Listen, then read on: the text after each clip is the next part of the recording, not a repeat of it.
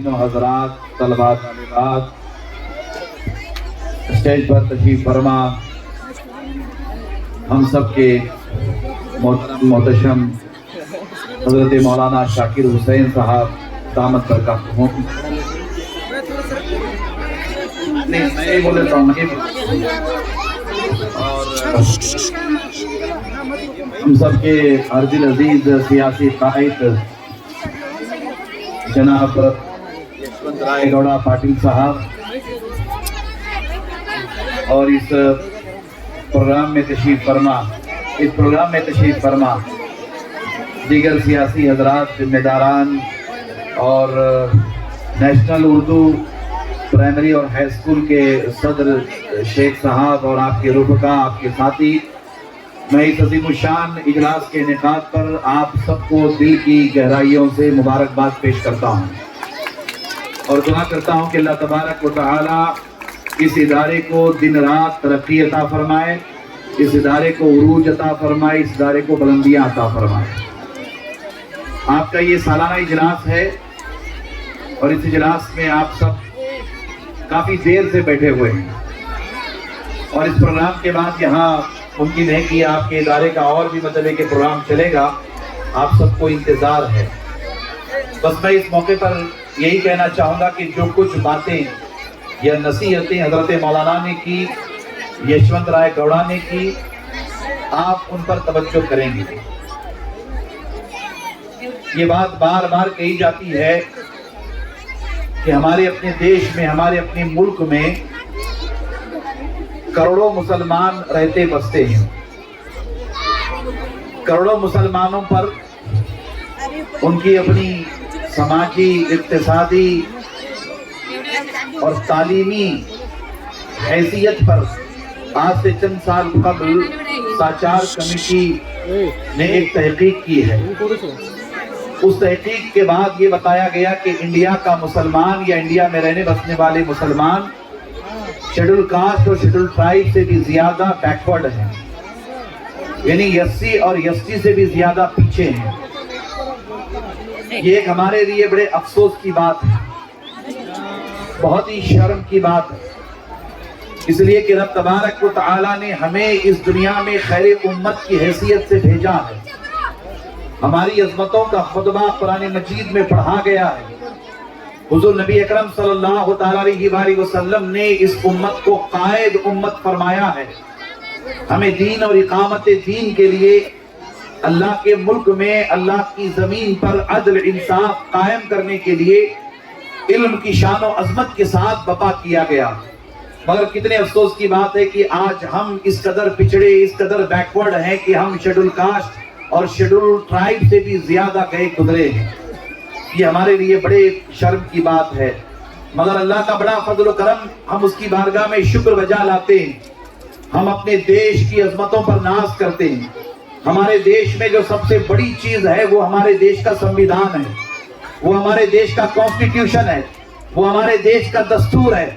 اور میں بڑی ذمہ داری کے ساتھ آپ سے کہہ رہا ہوں اور بہت ہی فخر کے ساتھ کہتا ہوں کہ ہمارے دیش کا جیسا دستور، کانسٹیٹیوشن اور سنویدھان ہے، ایسا دستور، ایسا کانسٹیٹیوشن پوری دنیا میں کسی بھی ملک کا نہیں ہے، پوری دنیا میں کسی بھی ملک کا نہیں ہے۔ بابا صاحب امبیڈکر نے بڑی محنت کے ساتھ اس کانسٹیٹیوشن کو بنایا ہے۔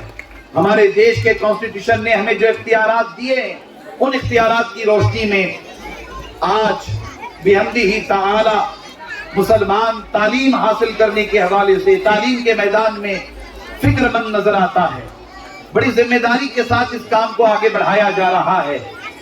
اور آج آپ کے اس ادارے میں آنے کے بعد، آپ کے اس ادارے کی ترقی کو دیکھ کر، شیخ سر کی محنتوں کو دیکھ کر، آپ سب کی محنتوں کو دیکھ کر دل باغ باغ ہوا کہ آپ تعلیمی معاملات میں نہ صرف آگے بڑھ رہے ہیں، بلکہ یہ جان کر کے بڑی خوشی ہوئی کہ شیخ سر کے اس اسکول سے پڑھنے والے طلبہ طالبات میڈیکل سیٹ تک لا رہے ہیں۔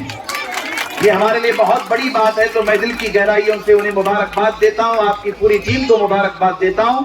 بس آپ سے اتنا کہنا چاہوں گا کہ آپ اپنے بچوں کو پڑھائیے، اپنے بچوں کو زیور علم سے آراستہ کیجیے۔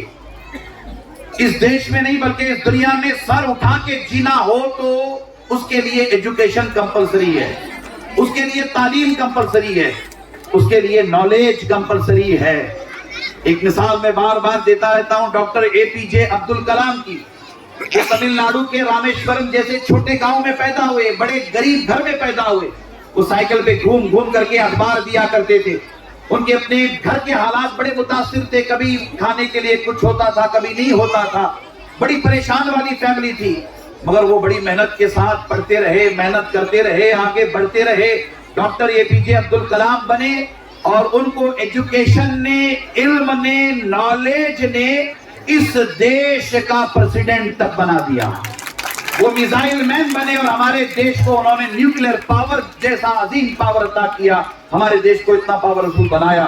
میں چاہوں گا کہ انڈی سے نکلنے والے ہماری بیٹیاں، انڈی سے نکلنے والی ہمارے بیٹے تعلیمی میدان میں ایسے ہی ترقی کریں، انڈی کا بھی نام روشن کریں، بیجاپور ضلع کا نام روشن کریں، کرناٹکا کا نام روشن کریں، اور ہمارے اپنے دیش کا نام روشن کریں۔